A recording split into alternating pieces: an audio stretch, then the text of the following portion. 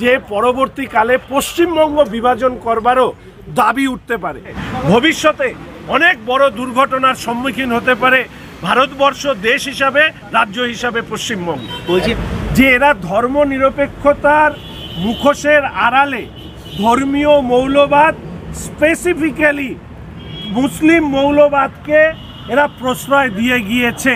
হিন্দুদের উপরে আক্রমণ হলে সেই আক্রমণকে কালি গলায় খোলা চোখে নিন্দে করবার মতনও মেরুদণ্ড মুখ্যমন্ত্রীর নেই। পশ্চিমবঙ্গে মুসলিম মৌলবাদ এবং ধর্মীয় অসহিষ্ণুতা তার পরিপোষক হচ্ছে রাজ্যের সরকার, তৃণমূল কংগ্রেসের সরকার। তবে শান্তির জন্য নোবেল পাওয়া ইউনিস এখন অতীত। ক্ষমতার জন্য ইউনিস কি করতে পারে সেটার একটা ছবি সারা বিশ্ব মানুষ দেখছেন। জন্মসূত্রে যারা হিন্দু বাঙালি তারা নিশ্চিত থাকতে পারেন এই দুটো দল এই ধর্মীয় জনগোষ্ঠীর কাছে আত্মসমর্পণ করে ক্ষমতার প্রয়োজনে প্রথম যাদেরকে বলি দেবে তারা হচ্ছে হিন্দু বাঙালিদের। কেন্দ্রের সরকারের বিরোধিতা করতে গিয়ে তৃণমূল কংগ্রেস দল হিসাবে যেটা করে ফেলেছে সেটা হচ্ছে দেশকে বিরোধিতা করো। তৃণমূল কংগ্রেস মনে করেন কেন্দ্রের সরকারের বিরোধিতা আর দেশ বিরোধিতা সমার্থক, ফলে দেশের যারা বিরোধিতা করেন, ভারতের যারা বিরোধিতা করেন তাদের সাথে তৃণমূল কংগ্রেসের লোকজনের যোগাযোগ থাকবে, এটাই স্বাভাবিক। সিদ্দিকুল্লাহ চৌধুরীর বক্তব্যকে কেন্দ্র করে কেন হঠাৎ করে এই পয়েন্ট অফ অর্ডার কেন? দেখুন, সংবিধান দিবসে যে মোশন পেশ করা হয়েছিল তারই অংশবিশেষে কালকের আলোচনা চলবার সময় অত্যন্ত গুরুত্বপূর্ণ একজন মন্ত্রী যিনি সংবিধানকে সামনে রেখে শপথ নিয়েছেন, তিনি মুসলিম জনগোষ্ঠীর সংখ্যা পশ্চিমবঙ্গে কেন বৃদ্ধি পাচ্ছে বলতে গিয়ে যে ভাষায় তিনি কথা বলেছেন, আমি বিধানসভার অভ্যন্তরে স্পিকার সাহেবের কাছে পয়েন্ট অফ অর্ডারের মাধ্যমে জানতে চেয়েছিলাম যে ওনার এই বক্তব্য কার্যবিবরণীতে যাবে কি যাবেন না। তো স্পিকার সাহেব জানিয়েছেন যে কার্যবিবরণীতে এই বক্তব্য যাবে কি যাবে না সেটা উনি পরে জানাবেন। আমরা আশা রাখি যে উনি এই ব্যাপারে তার মন্তব্য বা তার রুলিং তিনি জানাবেন। তবে এটা দুর্ভাগ্য যে একজন মন্ত্রী কিভাবে জনসংখ্যা বৃদ্ধির প্রয়োজনে আরও বেশি সন্তান তৈরি করবার কথা বলে নিজেদের অবস্থান, যে কথা আমি বারবার করে বলেছি যে পশ্চিমবঙ্গের এই জনসংখ্যা বৃদ্ধি মুসলিম সম্প্রদায়ের এই রকম দিন ডেকে নিয়ে আসতে পারে যেখানে ভারতবর্ষ যাদেরকে আশ্রয় দিয়েছিল তারা এই ভারতকে টুকরো করে প্রথমে একটি দেশ, পরবর্তীকালে দুটি দেশ তৈরি করেছে। পশ্চিমবঙ্গেও এই মুসলিম সম্প্রদায়ের এই জনসংখ্যা বৃদ্ধির পেছনে মন্ত্রীর মতন একজন গুরুত্বপূর্ণ ব্যক্তিত্ব যখন তিনি এই কথা বলেন, আমি আশঙ্কা করছি, গতকালের আশঙ্কা প্রকাশ করছি আরেকবার, যে পরবর্তীকালে পশ্চিমবঙ্গ বিভাজন করবারও দাবি উঠতে পারে। এটাও আমরা জানি যে অনেক ক্ষেত্রে আমরা শুনেছি যে বিভিন্ন জায়গার থেকে মাইকের মাধ্যমে এনাদেরকে স্বপ্ন দেখানো হয় যে পূর্বতন যে সাম্রাজ্য ওনাদের ধর্মীয়ভাবে তৈরি হয়েছিল সেই সাম্রাজ্যকে প্রতিষ্ঠা করতে হলে একমাত্র কাজ হচ্ছে সন্তান সংখ্যা বৃদ্ধি করা, যা নিশ্চিতভাবে আলোচনার মধ্যে আসা উচিত।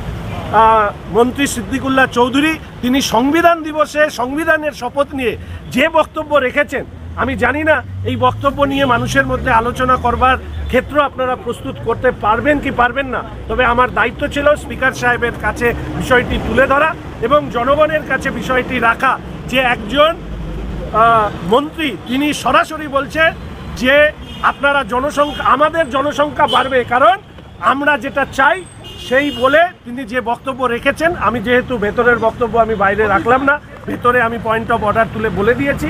আশা রাখি পশ্চিমবঙ্গের জনগণ, বিশেষ করে যে তৃণমূল কংগ্রেসকে সমর্থন করেন বা বামদেরকে যারা সমর্থন করেন, জন্মসূত্রে যারা হিন্দু বাঙালি তারা নিশ্চিত থাকতে পারেন এই দুটো দল এই ধর্মীয় জনগোষ্ঠীর কাছে আত্মসমর্পণ করে ক্ষমতার প্রয়োজনে প্রথম যাদেরকে বলি দেবে তারা হচ্ছে হিন্দু বাঙালিদের। ফলে সেই হিন্দু বাঙালিদের মধ্যে তৃণমূলেরও যারা সমর্থন করেন কিংবা বামেদেরও যারা সমর্থন করেন তারাও থাকবে। কিন্তু ব্যাপারটা হচ্ছে আপনাদের বলতে হলো স্পিকারকে, যথাযথ তো আগে থেকে রেকর্ডও করে নেওয়া হলো, এ বিষয়ে স্পিকার এক্সপান্সও করলেন না, আপত্তিও করলেন না, আজকে বলতে হচ্ছে আপনাদের। না, স্পিকার সাহেবের আমরা স্পিকার সাহেবের চেয়ারকে সম্মান করি এই মুহূর্তে দাঁড়িয়ে আমি ওনার দৃষ্টি আকর্ষণ করেছি, উনি বিষয়টিকে গ্রহণ করেছেন।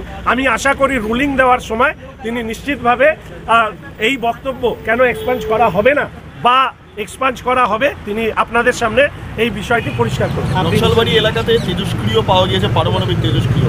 যারা গ্রেপ্তার হয়েছে তাদের সঙ্গে তৃণমূলের সরাসরি যোগাযোগ রয়েছে এবং ডিআরডিও তথ্য পাচার করে, যার জন্য কর্মসমিতি যিনি তার অধ্যক্ষ তার হাজব্যান্ডও অ্যারেস্ট হয়েছে। কেন্দ্রের সরকারের বিরোধিতা করতে গিয়ে তৃণমূল কংগ্রেস দল হিসাবে যেটা করে ফেলেছে সেটা হচ্ছে দেশকে বিরোধিতা করো। ফলে এই দেশ বিরোধিতার মানসিকতা তৃণমূল কংগ্রেসের সাথে যুক্ত মানুষদের মধ্যে প্রবাহিত হচ্ছে। তারই ফলশ্রুতিতে এই ধরনের একটি অত্যন্ত সংবেদনশীল বিষয়ে তৃণমূল কংগ্রেসের নির্বাচিত জনপ্রতিনিধির স্বামীর ধরা পড়াটা আশ্চর্যের বিষয় নয়। কারণ তৃণমূল কংগ্রেস মনে করেন কেন্দ্রের সরকারের বিরোধিতা আর দেশ বিরোধিতা সমার্থক। ফলে দেশের যারা বিরোধিতা করেন, ভারতের যারা বিরোধিতা করেন, তাদের সাথে তৃণমূল কংগ্রেসের লোকজনের যোগাযোগ থাকবে, এটাই স্বাভাবিক।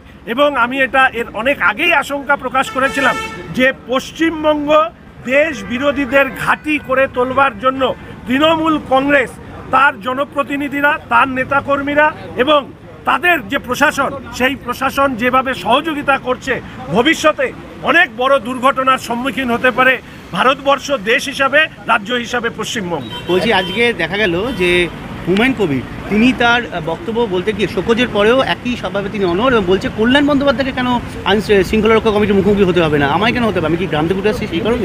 তো উনি যে বক্তব্য রাখছে তাতে তো মাননীয় মুখ্যমন্ত্রী তার দল যে তিনটে শৃঙ্খলা রক্ষা কমিটি তৈরি করেছেন তার অস্তিত্ব নিয়ে প্রশ্ন তুলে দিয়েছেন। অর্থাৎ এরপরে তো শৃঙ্খলা রক্ষা কমিটির জন্য আরেকটা শৃঙ্খলা রক্ষা কমিটি তৈরি করা হবে কিনা, কারণ ওনারা বলছেন শৃঙ্খলা রাখবেন, অথচ শৃঙ্খলা ভেঙেও যাচ্ছে, অথচ যে শৃঙ্খলা ভাঙছে তার বিরুদ্ধে ব্যবস্থা নেওয়ার মেরুদণ্ড এখন পর্যন্ত মনে হয় কালীঘাটে এসে পৌঁছয়নি। যতদিনে পৌঁছবে ততদিনে এই দলটি সাইনবোর্ডে পরিণত হবে।